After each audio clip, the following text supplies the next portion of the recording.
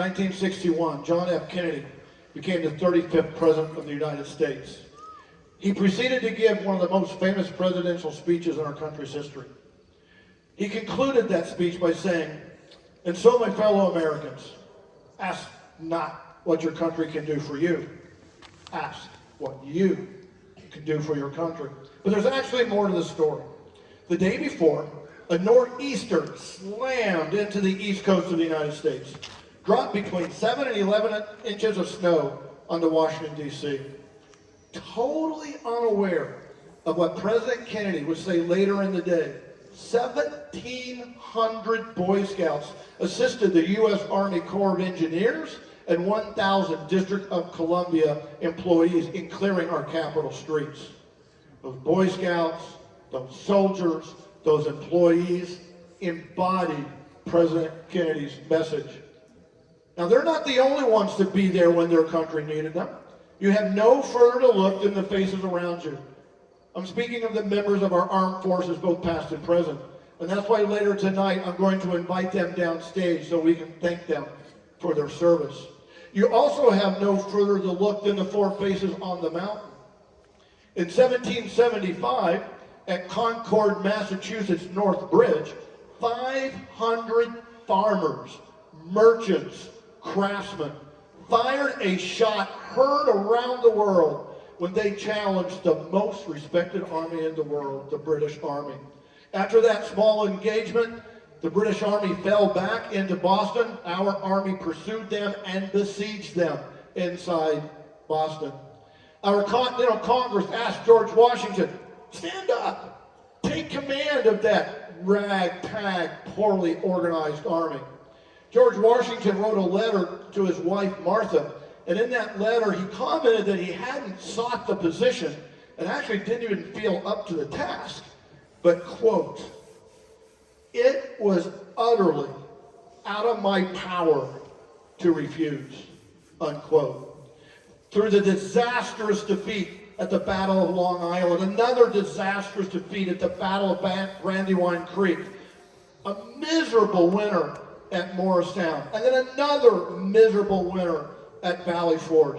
By sheer force of will, George Washington kept that army together. He led and commanded that army for 8 years until the British realized this is a fight they could not win. When the war was over, many went to George Washington, General George Washington, and said, "Sir, this young country, it's not ready for things like democracy, independence, civil liberties, personal liberties. You need to crown yourself king until it is ready." General Washington resigned his military commission, refused them, and went home to his beloved Mount Vernon. But our young country wasn't done with George Washington. We needed him. We needed him to preside over the convention that wrote our Constitution. And then he went home to his beloved Mount Vernon. And yet again, our country needed him to be our first president. And then he went home to his beloved Mount Vernon. George Washington may have been best described by Henry Whitehorse Lee when he wrote, "First in war, first in peace, first in the hearts of his countrymen." In 1803, Thomas Jefferson sent James Monroe to France, wanted him to negotiate the purchase of the city of New Orleans. But instead, the French offered us the entire Louisiana territory, 300,000 square miles, reaching from New Orleans up the Mississippi, up the Missouri, all the way to the Rocky Mountains and beyond.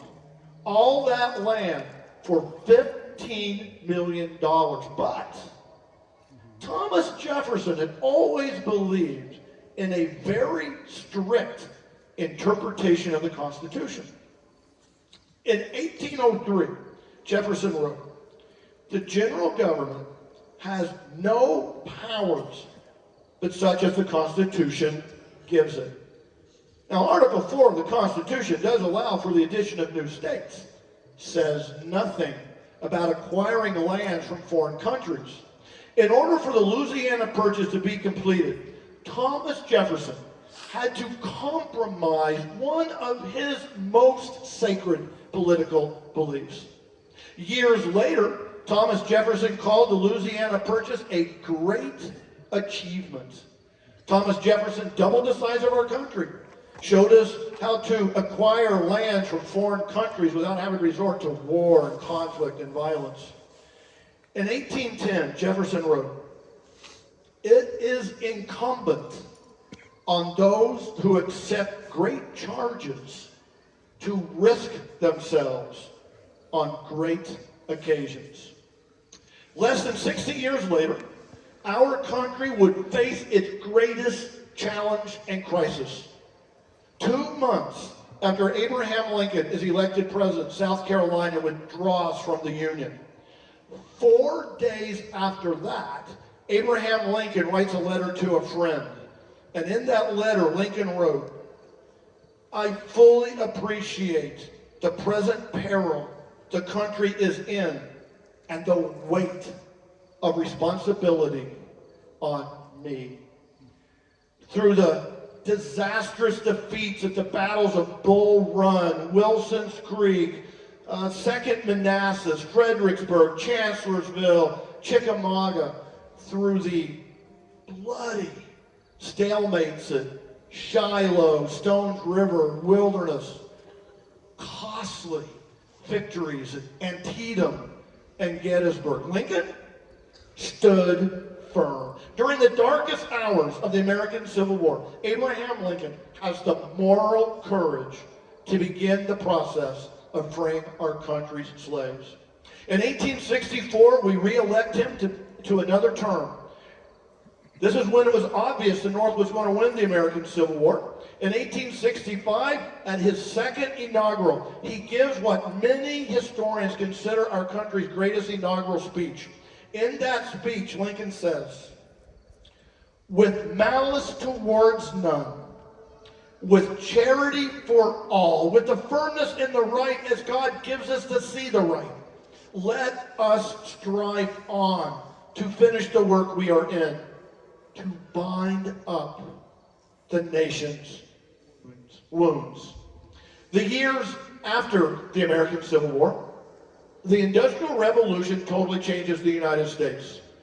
The Industrial Revolution totally redistributes our country's wealth. It changes the ethnic composition of our cities and even changes the landscape itself. But this new America was dominated by a few very rich men known as robber barons by using their business trusts. Our political systems were dominated by a few very powerful men known as political bosses using their political machines. Middle class, working class, less privileged, didn't have a whole lot of power in this new America. But working class is getting organized. Unions. Reform movements are sweeping across the country. These unions, these reform movements are on a collision course with these political bosses and these robber barons. Strikes, demonstrations, violence breaks out across the country. Many, including Theodore Roosevelt, felt our country was headed towards a second civil war. Theodore Roosevelt felt it was his moral obligation to help our country avoid such a conflict. In 1903, he said it very simply, very short, "All I want is a square deal for every man." When Theodore Roosevelt became governor of New York, he abolished child labor, limited hours for women workers, reformed the state civil service system, increased teacher salaries, created new state parks, created new state forest preserves. When he became president of the United States, he took on the robber barons, actually broke many of their trusts, constantly lobbied Congress for labor reform. He doubled the size of your National Park Service, added millions of acres to your national forest system. His foreign policy included the Great White Fleet, Panama Canal, speak softly, carry a big stick, and he even won the Nobel Peace Prize. Theodore Roosevelt's impact to the presidency was so great, many historians today refer to him as our first modern president. In 1913, Roosevelt said, "I acted for the public, for the well-being of all our people, whenever and in whatever manner was necessary, unless prevented by the Constitution." Washington, Jefferson, Lincoln, Roosevelt. When their country needed them, they were there. So in conclusion, as President Kennedy said, and so my fellow Americans, ask not what your country can do for you. Ask what you can do for your country. My fellow citizens of the world, ask not what America can do for you, but what we can do together.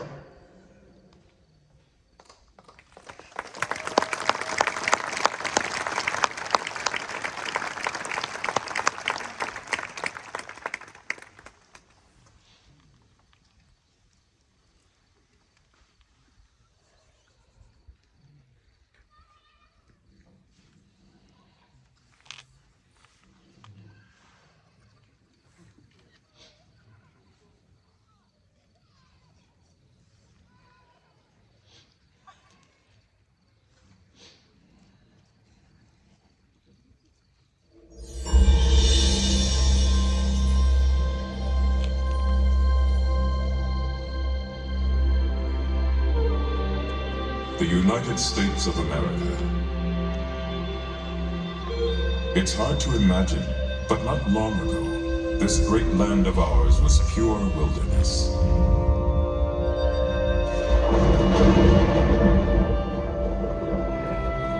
A place where millions of bison roamed freely throughout the plains.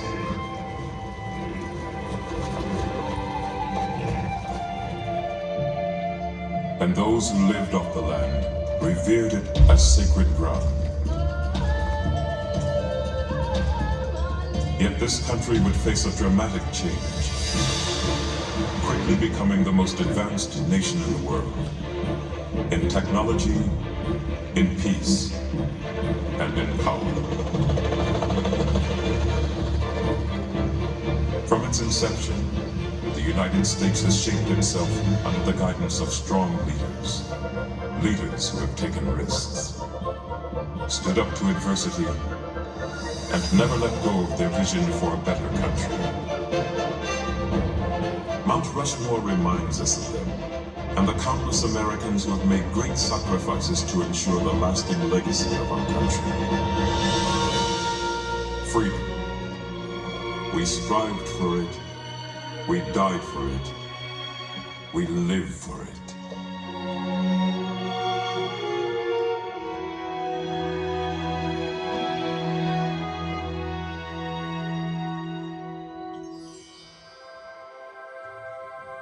The year was 1923. The place, the Black Hills of South Dakota. State historian Doane Robinson proposed that these granite outcroppings could be the site of an enormous monument dedicated to the heroes of the West, such as Lewis and Clark and Chief Red Cloud. But commissioned sculptor Gutzon Borglum had a different concept in mind. Borglum was a passionately patriotic man and believed that a more fitting tribute should honor the American experience. A memorial that would represent our ideals, our dreams, and our accomplishments as a country. A memorial that would convey a spirit of patriotism. Borglum chose his canvas carefully, the giant granite rock face of Mount Rushmore. And in 1927, work on the mountain began.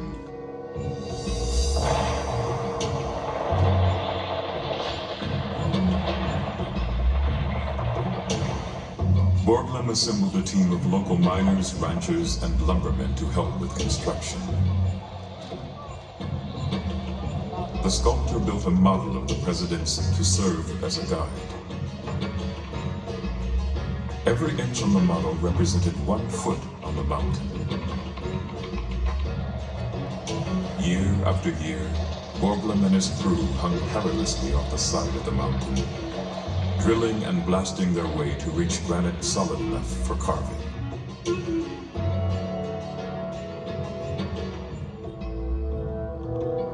It took 14 years and nearly $1 million to complete the 4 60-foot faces.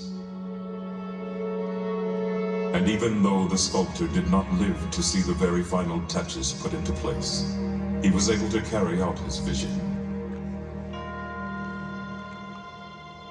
4 great Americans immortalized in stone, symbolizing the democratic society in which we live, the struggle for our independence, the fight for our freedom, and the sacrifices we have made since our country began more than 200 years ago.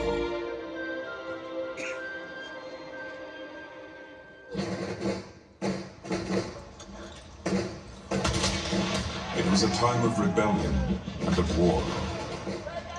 It began as an uprising against British rule and turned into a full-fledged crusade for personal freedom and national independence. The American Revolution. From 1775 to 1783, up to 250,000 patriots engaged in battle. Even during the toughest times, when the Continental Army seemed undisciplined and ill-equipped, one man's courage and determination ultimately led the troops to victory over the British.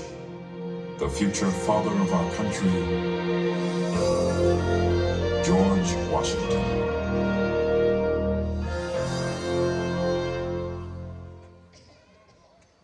Born and raised in colonial Virginia, George Washington grew up to be a firm believer in American independence. Even though his heart yearned for quiet family life at his Mount Vernon home, his deep commitment to the Republic made him answer the call of his country time and time again. As general, Washington became an instant hero throughout the colonies. The public was so enamored with him that many people wished that he become king. But Washington scoffed at such an idea.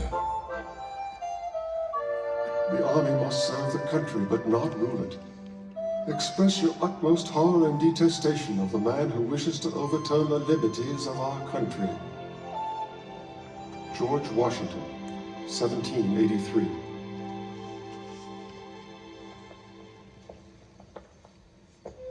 It was this kind of insight and integrity that made him the perfect person to oversee the creation of a new federal government.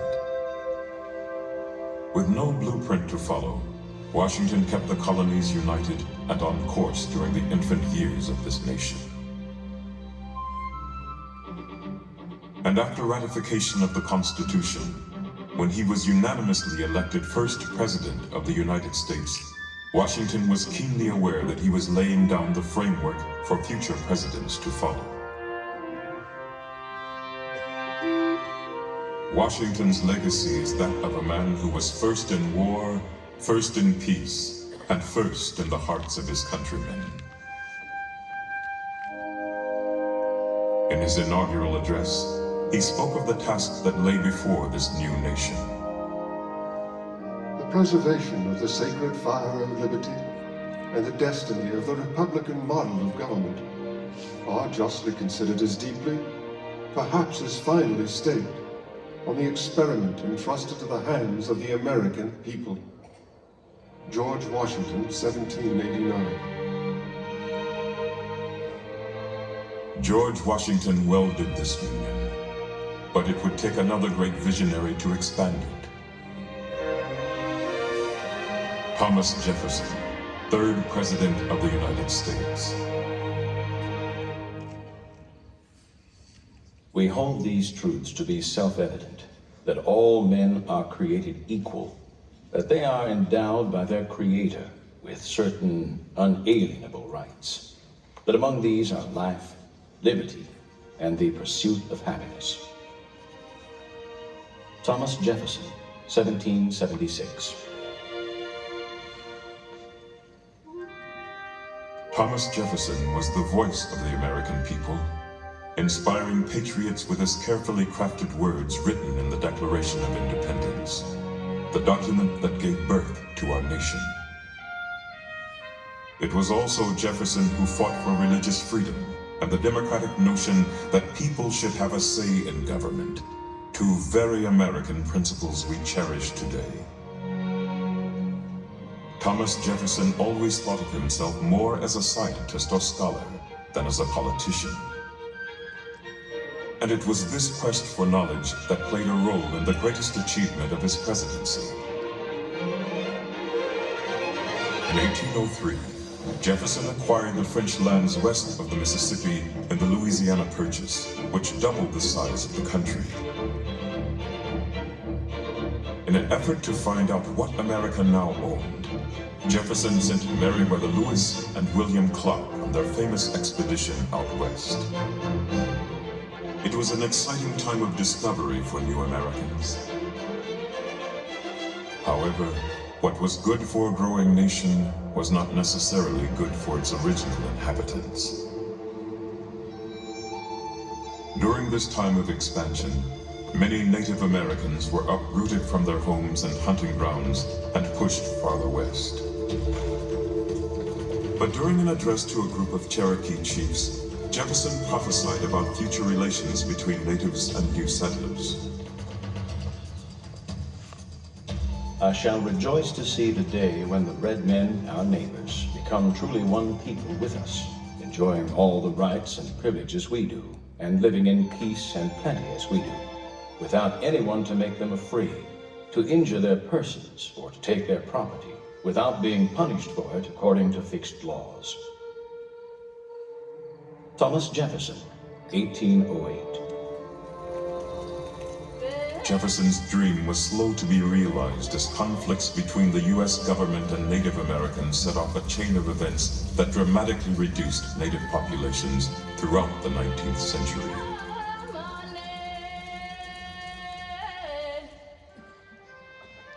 Thomas Jefferson believed in the promise of America and had faith in the American people. But this faith would truly be tested nearly 60 years later, when the Republic came dangerously close to unraveling. The Civil War was the most tumultuous period in American history.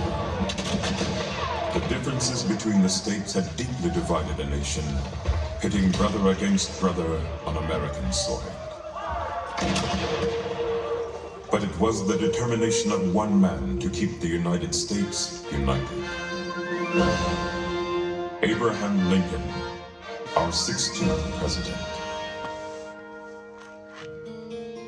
Abraham Lincoln was a self-made man of great character, a frontiersman who came from humble beginnings.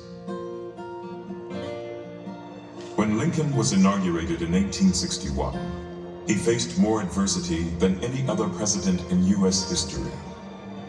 Many southern states had withdrawn from the Union. And even though Lincoln opposed war, he warned the South in his inaugural address that he would take whatever measures necessary to stop the rebellion. In your hands, my dissatisfied fellow countrymen, and not in mine, is the momentous issue of civil war. The government will not assail you. You have no oath registered in heaven to destroy the government, while I shall have the most solemn one, to preserve, protect, and defend it. Abraham Lincoln, 1861. The Civil War raged on for 4 brutal years. But Lincoln stuck to his commitment to democracy. His main objective was to save the Union, and he also strongly believed in freedom for all Americans. Until slavery was abolished, Lincoln felt the U.S. could never truly be the home of the free. Lincoln's Emancipation Proclamation began the process that ended the evils of slavery forever.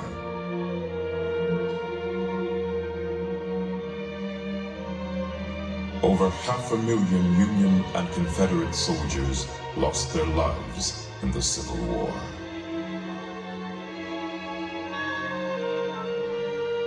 But during his famous Gettysburg Address, Lincoln reminded the American people what this war was really all about.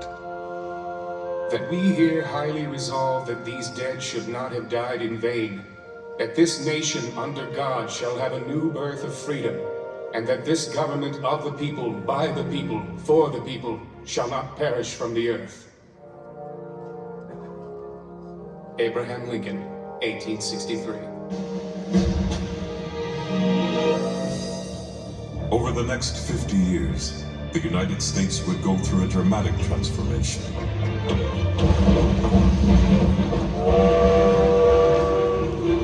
The year 1900 was coming around the bend, and America was turning from a rural republic to a budding industrial power.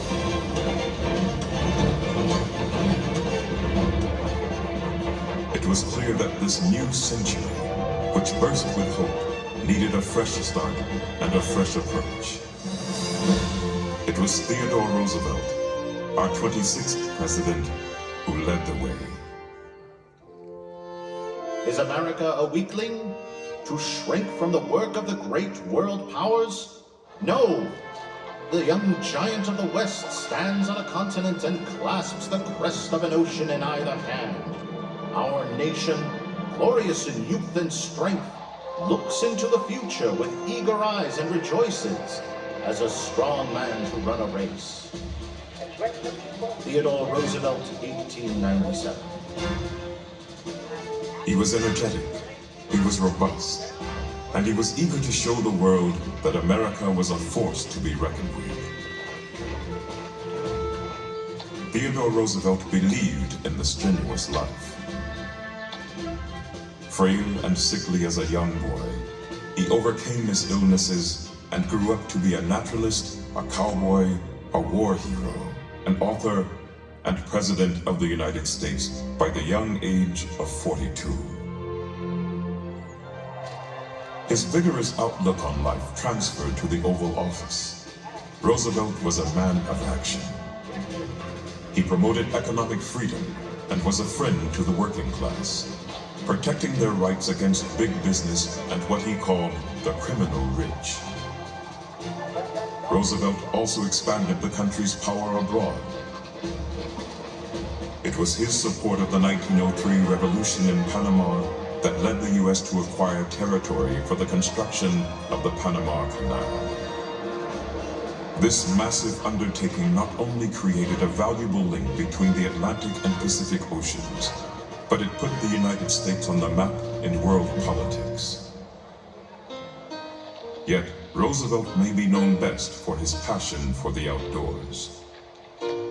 He was vocal about conservation, and through the power of his presidency, he provided federal protection for almost 230 million acres of land. To waste, to destroy our natural resources, to skin and exhaust the land instead of using it so as to increase its usefulness, will result in undermining in the days of our children the very prosperity which we ought by right to hand down to them amplified and developed. Theodore Roosevelt, 1907. The pursuit of the American dream did not end with Theodore Roosevelt's term. Instead, it has carried us into the 21st century.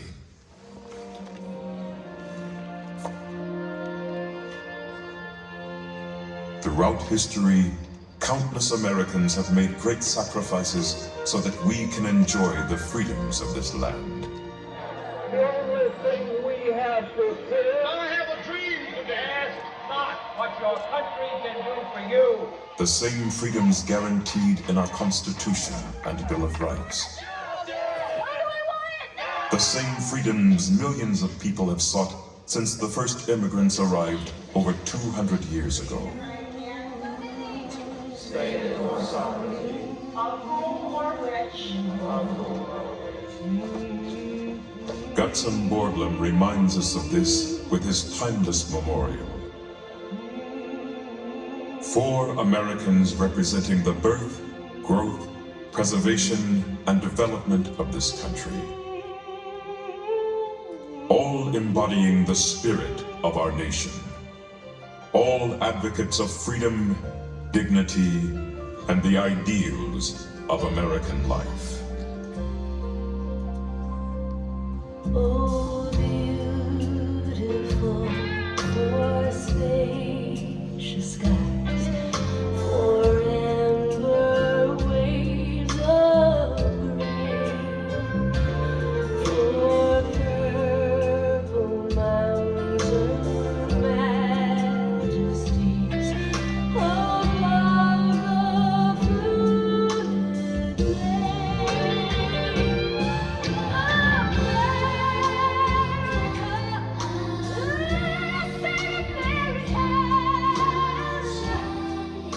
God shed His grace on thee, and crowned thy good with brotherhood from sea to shining.